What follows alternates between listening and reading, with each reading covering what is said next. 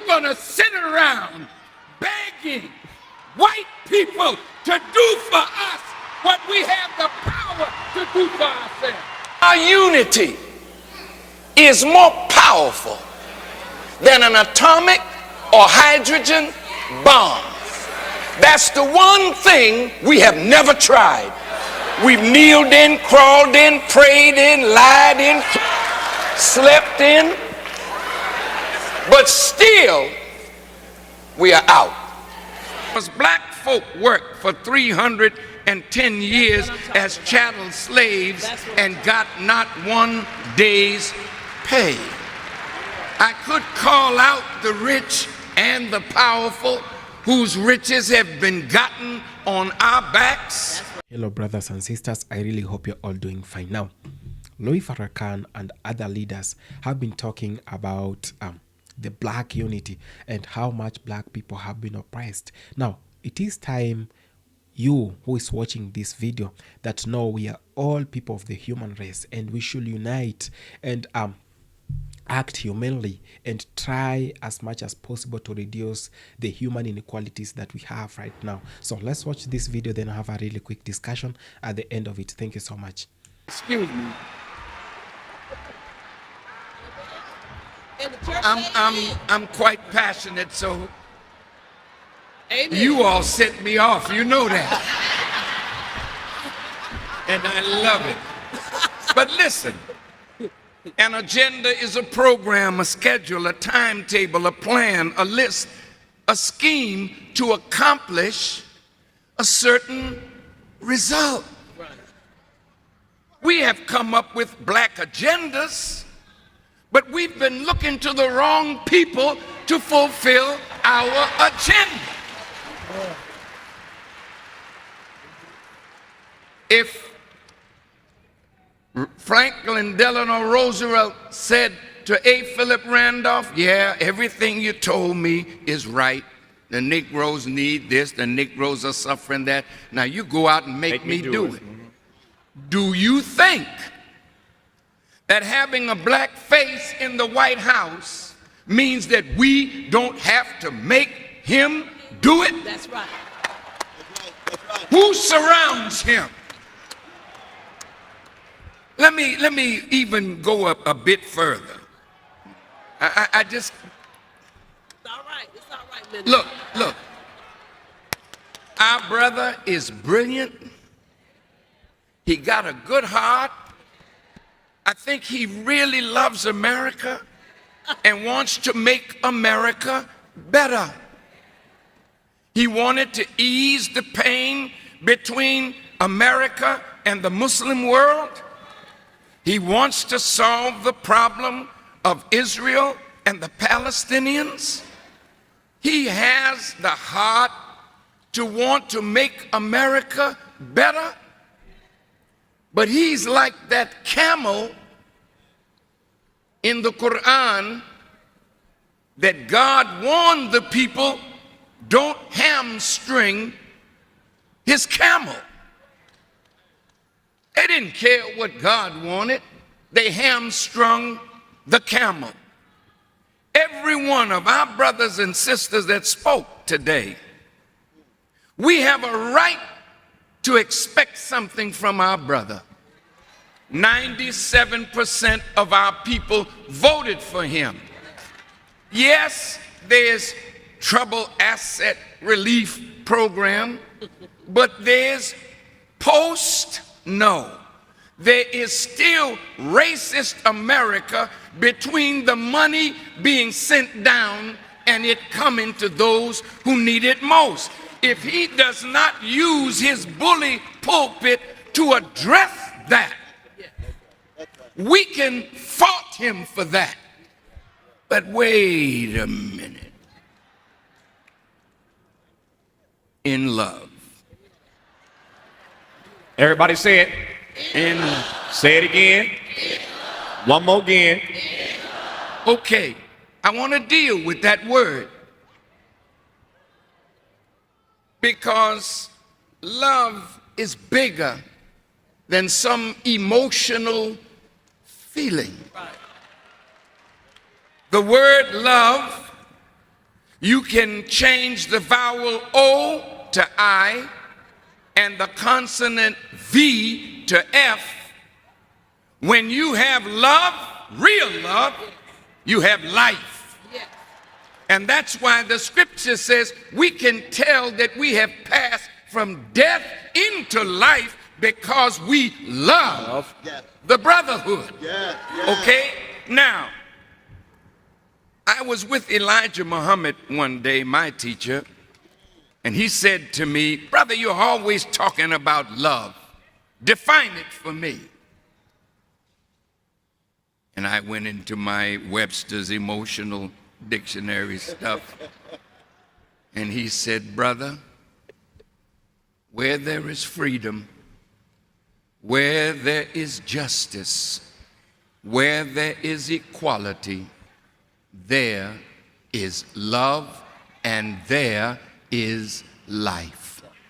Our problem is we have been looking to the wrong source to give us freedom, justice, equality, love.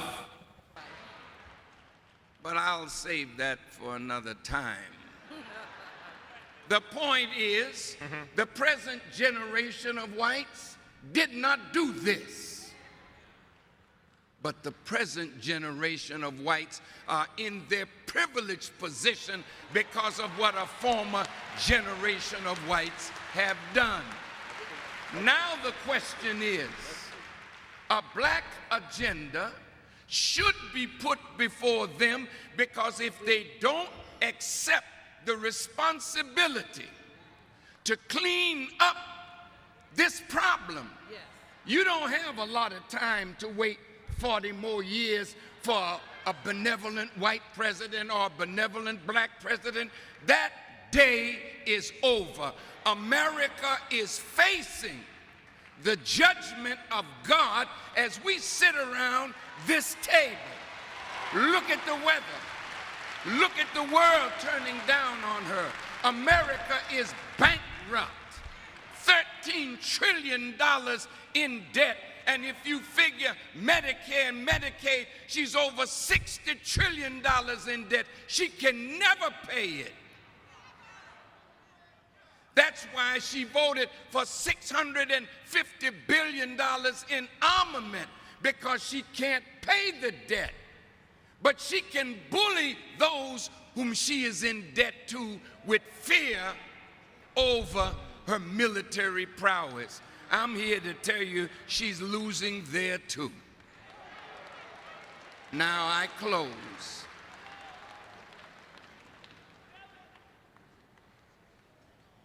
Our people need repair. Yes. We need repair from 310 years of chattel slavery, where black men were forced to be studs, to make black women pregnant, to make more slaves for the slave master. And that same unhealthy attitude of misusing our women and making babies that we have no desire to take care of is still with us. Willie Lynch, who gave the ways that we could keep being divided so that they could rule us for 1,000 years. That sickness is still with us. Yes, we got a black president, but brother said it was confusion. He confused the issue. But really, he never wants to lose the white vote. So if he loses the white vote, he don't care that you voted for him.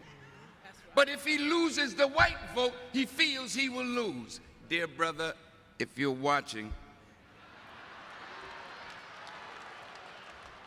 out of love, Out of love. There it is. That's right.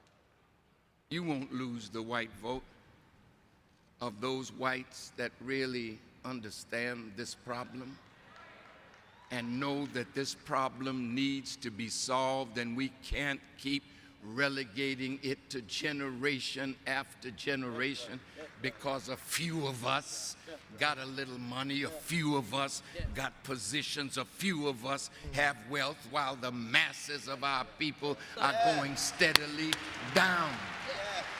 No one man can rise above the condition of his people. Amen. So, President Obama, this august body of brothers and sisters that really love you want you to use your bully pulpit, but then after you do that, then what about us? See, brother said responsibility. Is it that we should let them take responsibility to do for us, or should we pool the knowledge that's at the table, the power that's in our community, the wealth that's in our community to change the harsh reality of black life in America? He can create an atmosphere. That's what it is. But we have to do the job of fulfilling the black agenda. Thank you very much.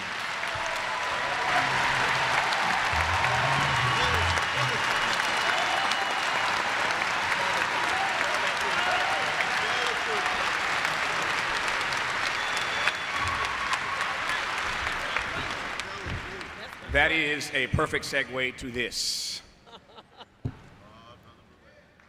Can y'all see this? What's that say? Brainwash. Say it again. One more again. Please welcome the author, Tom Burrell. There is a chapter in this book where you talk about the fact, Tom, that we black folk have been bred to be led.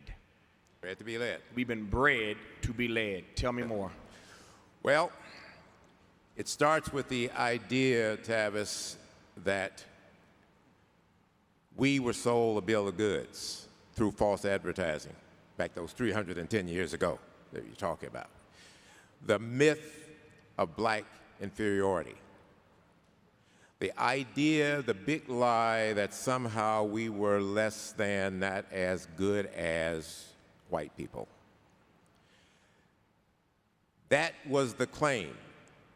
The thing that made it more devastating is the fact they put meat on those bones, and for the next 310 years waged a massive propaganda campaign through the media to substantiate that.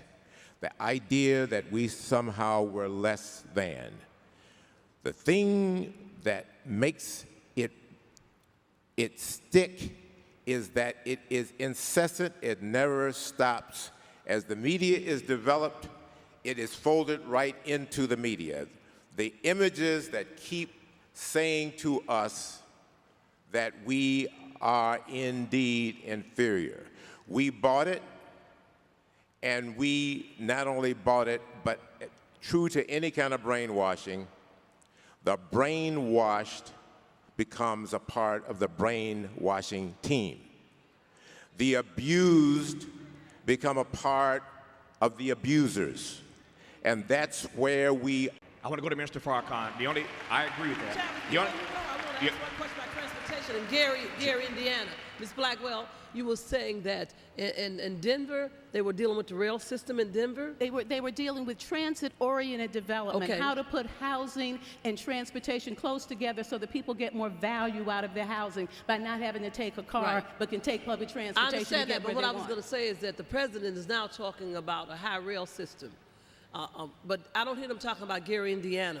When you look at Gary, Indiana, it's a majority black people in Gary, Indiana, and you have a system coming past them, when we should have a rail system coming through Gary. When you were talking about another airport in Gary, those are black folks that will be put to work. So we can't go to Denver and don't go to Gary. We got to make sure that happens. I hear that part. But You don't think it- the minister would just please, this one, if you don't mind, minister, just no disrespect. Very quickly. It is on this transportation question. Chicago, the train line stops at 95th Street. Chicago goes to 130th Street. And so if we reconstruct transit workers are green jobs. 60 folks in a bus rather than 60 cars is a green job. Right. If we're going to reconstruct, and every city with 20,000 plus one has been cut down to zero money. Chicago was getting $250 million, 94, now it gets nothing.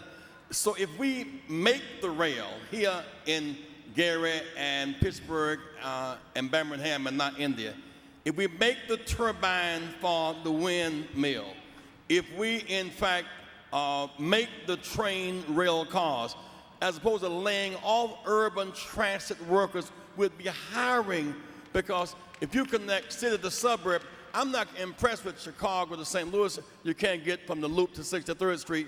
The track's 100 years old.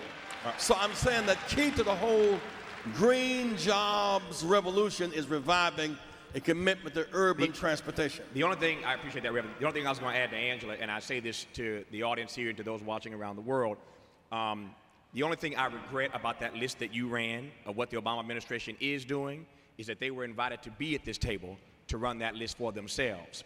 And I'm only saying that because I think when we have these kinds of public conversations at tables like these, where there are challenges being put forth, the administration has to do, respectfully, in love, a better job of sending somebody to this table to participate in this conversation with Black America about the issues that we are wrestling with. You shouldn't have had to do that. The administration should have done that. I'm proud to do it. I'm proud to do it because I was proud of the covenant with Black America. Sure. I want everybody who worked on that covenant to Absolutely. know we're working on it, you work on it, we all have to work on it. We're on the same page on that. I'm just saying that I think these public... Why do they got to be so undercover about it? Here's my point. I just want to say this, Ms. Blackwell. Everything you said is brilliant and on target, but here's the problem. We're not simply talking about statistical and empirical verification for what they have done substantially. We get that.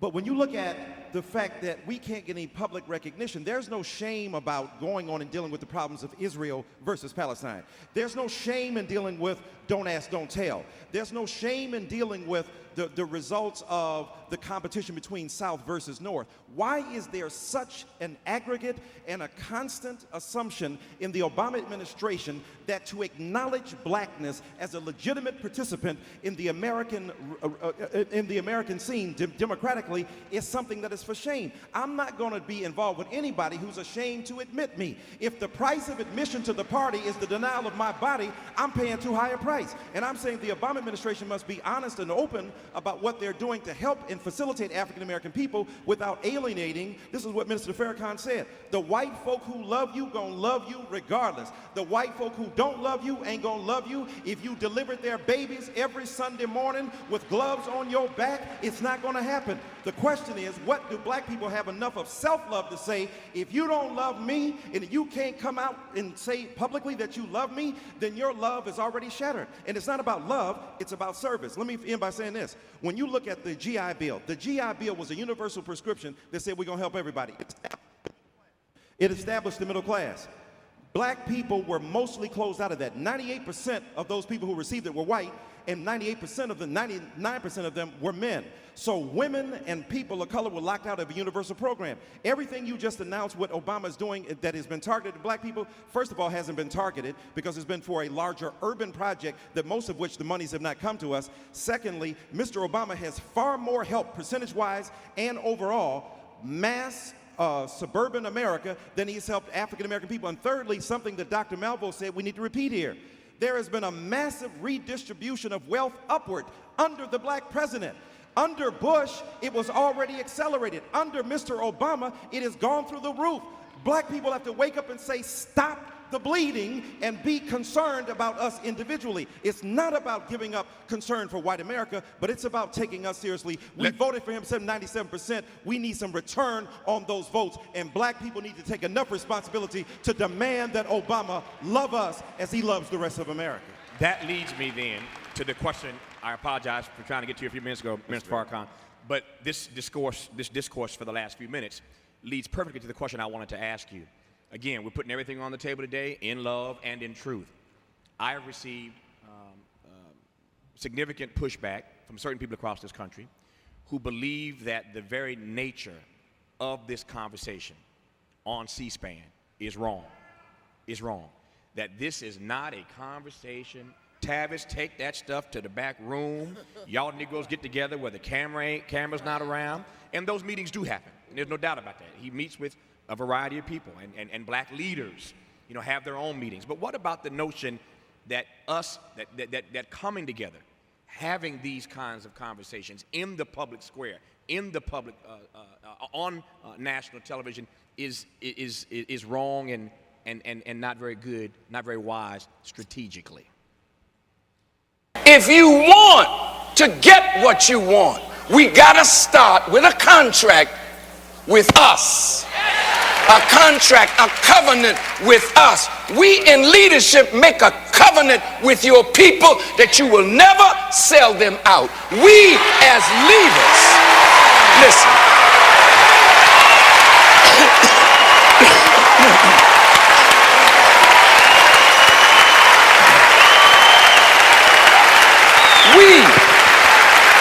We as leaders, so-called, must make a covenant with our people that nothing is more important than the salvation of a people who are now on a death march.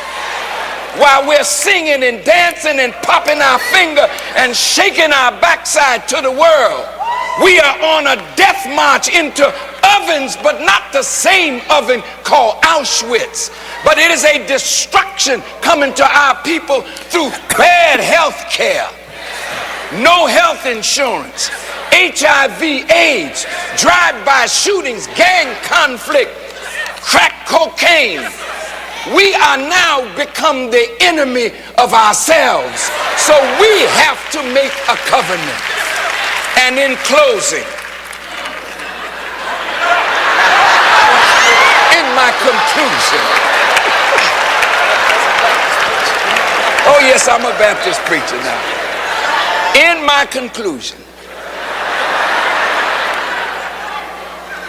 in the 37th chapter of Ezekiel, there was some dry bones that were in a valley. And the bones were talking to one another. They were having a conversation about a contract.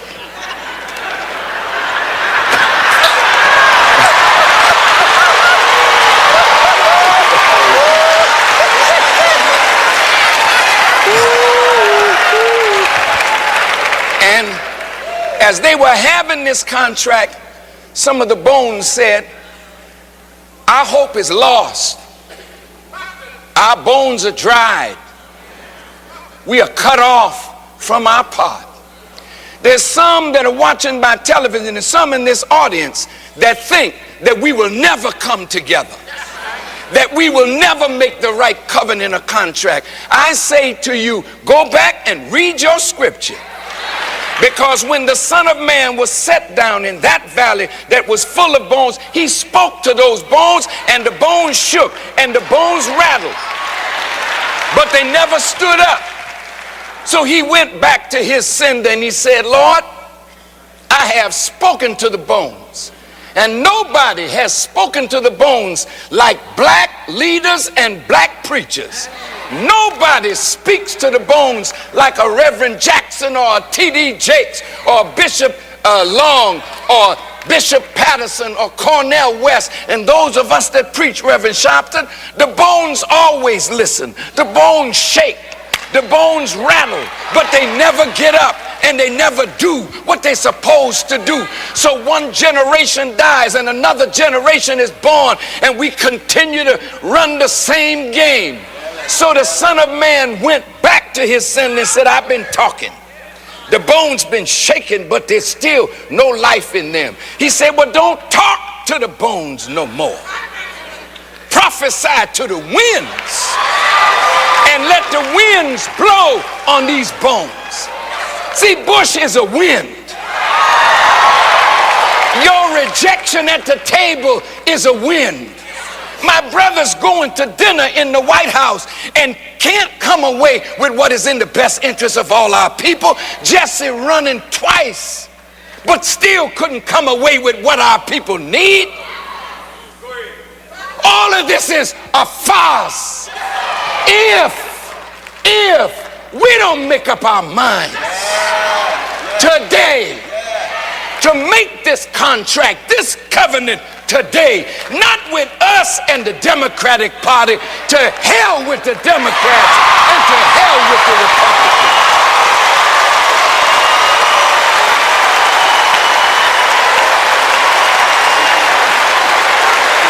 Hello, brothers and sisters. I really hope you're all doing fine from wherever you are watching me from. Now, I've been talking about some great people in the black history that we've had. I've talked about Malcolm X. I've talked about Martin Luther King. I've talked about Khalid Muhammad. And I still talk about Louis Farrakhan. Now, we as black people, we've made mistakes. And it is the same mistakes that made it easy for them to eliminate Malcolm X. We made the same mistakes and we lost Martin Luther King. We've been making the same mistakes in Africa, in the diaspora. And I'm talking about this because I know how much the unity of black people means, how much the unity of Africa means. Now, if at all we could gather ourselves and have the collective effort to bring all black people together and tell them the truth and tell them that it is through this unity that we are going to see ourselves achieving greater heights. It is through this unity that we can build a one united Africa. We've never done that. And those few people who have come out to help us do that, we've lost them. And we've lost them in a very terrible and horrifying manner. In fact, we did fail them in a way, because when we had people like Muammar Gaddafi, when we had people like Thomas Sankara in Africa, when we had people like Patrice Lumumba, when we've had great leaders in Africa, what support did we give them? Now, we let the Western and the oppressive system that has always seen the downfall of Africa to come after them. And it was so easy for them to eliminate such leaders because we are not united. Now, as a matter of fact, people have been talking about the unity of Africa, and I know videos have been shared about the great teachings of Louis Farrakhan, the great teachings of Khalid Muhammad, the great teachings of Malcolm X, and the great teachings of Martin Luther King. And we are having a new genius in Africa, the Traore right now. And people are still sharing whatever Traore is doing and his great speeches across the continent and across the globe. But the only thing that still makes us linger behind, the only things that is still holding us behind, is the fact that we black people have decided that we are still going to live in our past, that we are not going to put the things that happened in the past and forgive them, and have a united front of Africa, and have a forum where we can talk as one people. I'll tell you, as a matter of fact, you talk about Martin Luther King, there are black people who will talk about bad. How the black people will talk bad about Martin Luther King. You talk about Malcolm X, there are people who will talk about Malcolm X in a negative way. You talk about Louis Farrakhan, there are people who will talk about Louis Farrakhan in a negative way. You talk about Ibrahim Traore, people will still come say he's a dictator and all that. What do we want? What do we really want? We've talked of democracy. Now, see whatever democracy has done to Africa. Now, you come to Africa, children are crying. Mothers have no peace. Actually, they have no food just because of whatever you call democracy. Democracy has made this continent poor. From the richest continent, and I still believe Africa is the richest continent. In fact, we still have treasures in Africa. We've allowed the enemy to come and exploit Africa in the name of religion, in the name of democracy. These two things is whatever killed Africa and is whatever is killing black people.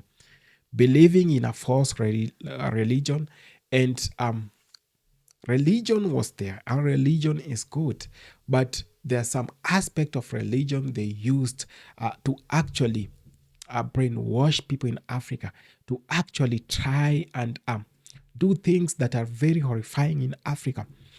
They used democracy as a tool to implant their own puppets in Africa. Now, you come to Africa, there is another philosopher in Africa who said the biggest problem in Africa right now is religion. You remove religion from Africa, Africa will become great. It is through religion that still people believe. You being oppressed, that there is somewhere uh, God allows people to be oppressed, and those who are oppressed will receive something like a gift. Now, we should stand by ourselves. Even the Lord wants us to stand by ourselves. Like, do not let someone to oppress and take whatever is yours just because someone told you that God does not want this or that. We all know and we all can understand the scripture, but let no one interpret it in a way that he leaves you so much brainwashed. And this is, as a matter of fact, this is whatever is killing Africa right now. This is whatever is killing black people, believing in things that they can't even have a touch on them, believing in things that they have been told about democracy, believing in things that were brought to them. Your enemy cannot give you tactics to win against them. Open up your mind, right? Because if I was fighting you in a ring, how will I tell you my secrets on how to win against me? Never. I'll always mislead you from my weak points. And those that are termed as my weak points, I'll tell you they are my strong point, my strongest points. So you should actually, we people in Africa need a renaissance. And I keep on saying that. The diaspora needs a renaissance. We have so much brains in the diaspora. Why can't we import the brains in Africa and use them to develop this motherland? You still ask yourself, so many things have been happening years after us getting independence, years after us saying that we are a free state in Africa, years after saying that we still have the democracy, that we go around asking. I see our countries asking for democracy each and every other day. I see each and every other country in Africa. We have the biggest constitutions, by the way. We have volumes of a book called a constitution, which are to guide on the norms and how the people should behave and how the government should interact with the people and how the people should interact with the government and how we should interact with each other. But we failed as a state. We failed as a continent. We failed as black people. The only thing remaining for us is following whatever they say and making sure that their Western policies work in Africa. How many times have you seen your leaders gladly running to France, running to all these white countries just to be told whatever to do? Don't they have brains to enact whatever they think is good for the people, for their people? Don't they have brains to think on whatever should be done, because they were born and raised in these countries? So they must be knowing the problems of these countries. How will Emmanuel Macron tell you whatever you should be doing in Sierra Leone? How will Emmanuel Macron tell you whatever you should be doing in Burkina Faso? And how is Donald Trump going to tell you whatever to do in South Africa? He has never been there. He has never lived there. He doesn't know the problems. He doesn't know the challenges that comes you being a South African, or you being a Kenyan, or you being a Ugandan or a Tanzanian. So we must be so brave in fighting these inequalities. We must be so brave in fighting the Western systems.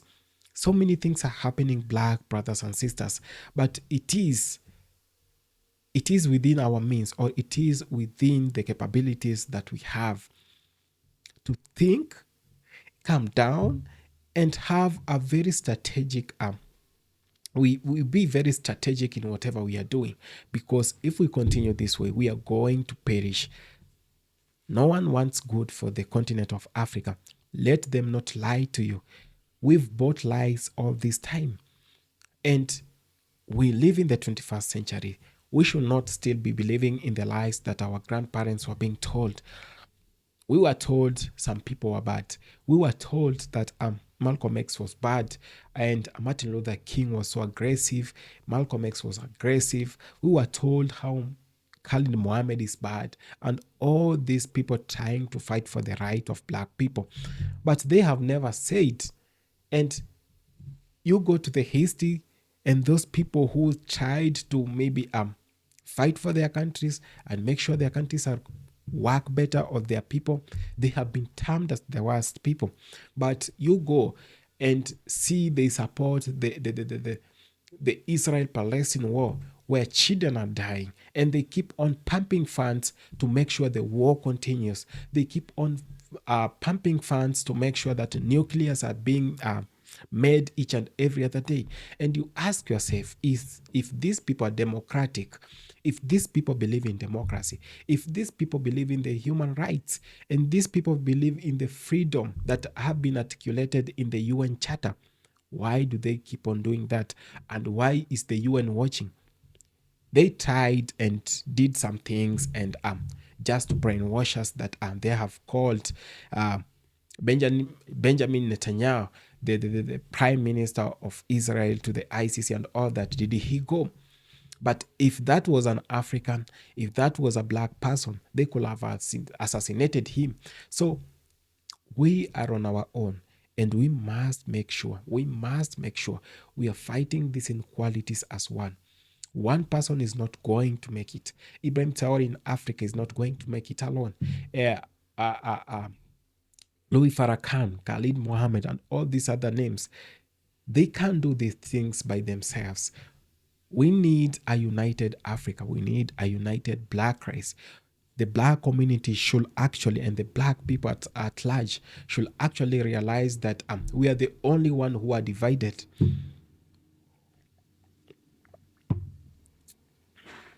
If you happen to go to Europe and see how much those people are united, and that's why it becomes so easy of them to rule the world, so easy of them to oppress us. It becomes so easy of them to do whatever they want with our lives. It is in Africa, and we still use the euros. We have no common currency in Africa. We have no common currency within the black community. What is really not happening? We must, I repeat it, we must come up as people of the black race and try and talk the truth. Try and bring and try to reduce the gap between ourselves, because this is whatever is harming us. If we really want a change, we are the change that we talk about. We see so many other people talking, and we see so many other people coming out to tell us how Africa should unite and how Africa should behave. No, they are not African. They do not know whatever it is to be black, to be so oppressed. And as a matter of fact, we can make it. And the only way to make it, unite from the diaspora, Africa, Caribbean, and the whole of the black community. This is whatever I tell you. One day, you'll come here and you won't find me to say this. One day, you'll go to another channel. You look for Louis Farrakhan, someone who can talk the truth and say how much you should unite. They won't be there. Thank you so much for having taken the time to watch this video. Brothers and sisters, I really appreciate. I acknowledge that you've been on this channel, you've been supporting this channel, and together as one, we can make Africa and the black community great. Thank you so much. Have a really good day.